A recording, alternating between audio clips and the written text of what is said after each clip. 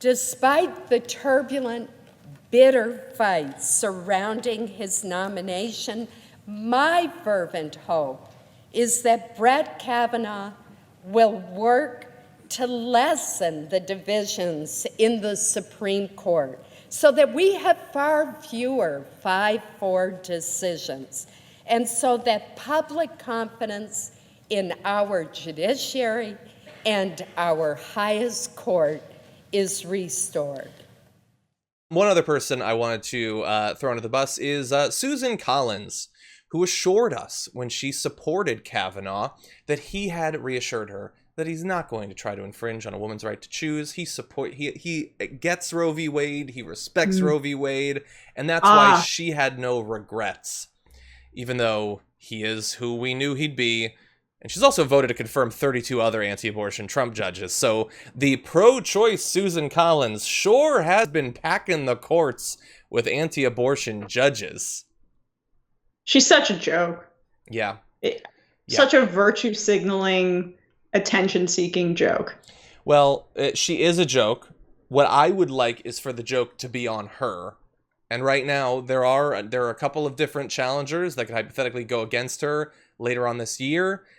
She wouldn't be, my number one or number two for, the person I want taken out in this election, but she'd be in top 10. It'd be kind of nice if after all of her gaslighting the American public, if on these issues, if they did actually come home to roost, like we were talking about during the run up to the Kavanaugh vote, when she could have done something to stop him, and chose not to, and told Blasey Ford to basically go F herself. That remember they raised all that money for a challenger, and we were talking about it even back then. It would be amazing if that actually came true later this year. And Kavanaugh, of course, is the guy that swears he's not against Roe v. Wade or getting rid of abortion, but is he going to go against precedent to try to strike it down? Yeah, whenever he gets a chance. Yes, the strict constructionist conservatives. I love the myth that judicial philosophy is still a real thing. It's just not.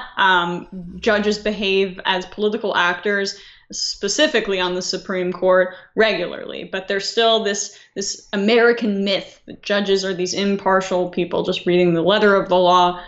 BS. Obviously, the precedent shows that Roe v. Wade established that abortion is a right that women have, and it cannot be infringed upon. And in 2016, it was cemented even further, where a high degree of scrutiny was applied to that right, meaning that it basically, if you make it very difficult to exercise the right, that's unconstitutional as well. And that's what Roberts was following there.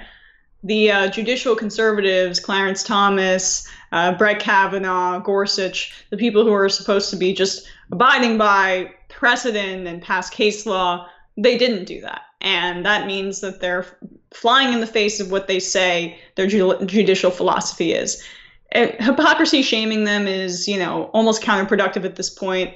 But it just goes to show that, they're operating on their own ideology and nothing else. And so I don't like when the media, when, people who like to believe still in the American system of government pretend as if there's still some shred of judicial philosophy left in the way that these judges behave. Yeah, 100%.